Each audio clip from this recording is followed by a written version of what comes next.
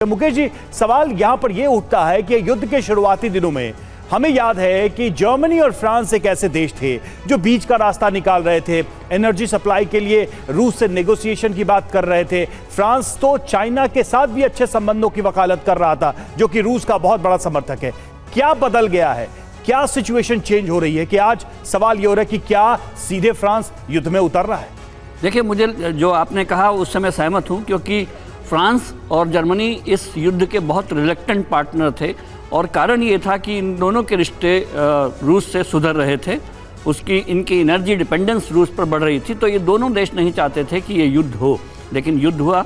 लेकिन अब जो नया डायमेंशन जुड़ा है वो इजराइल हमस वार है और वो फ्रांस में बिल्कुल दस्तक दे चुकी है, क्योंकि मुसलमानों की और यहूदियों की सबसे ज़्यादा अगर आबादी यूरोप में है तो वो फ्रांस में है।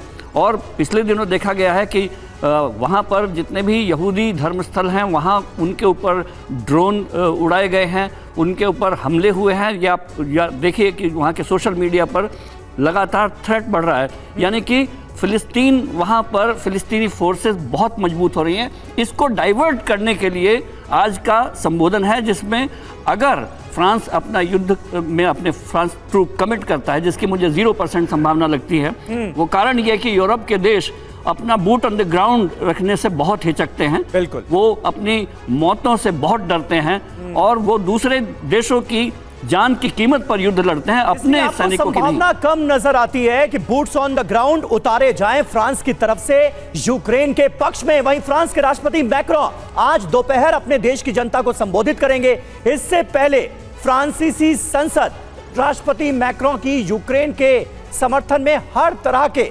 रणनीतिक निर्णय लेने की मंजूरी दे चुकी है। फ्रांसीसी संसद ने मैक्रों और जेलेंस्की के द्विपक्षीय सुरक्षा समझौते का भी समर्थन किया है। इसलिए मैक्रों के संबोधन को लेकर, किसी बड़े फैसले को लेकर अंदेशा और प्रबल होता हुआ नजर आ रहा है। इस बात की संभावना बहुत ज्यादा है कि मैक्रों इस संबोधन में यूक्रेन युद्ध में अपनी सेना भेजने की घोषणा कर दें।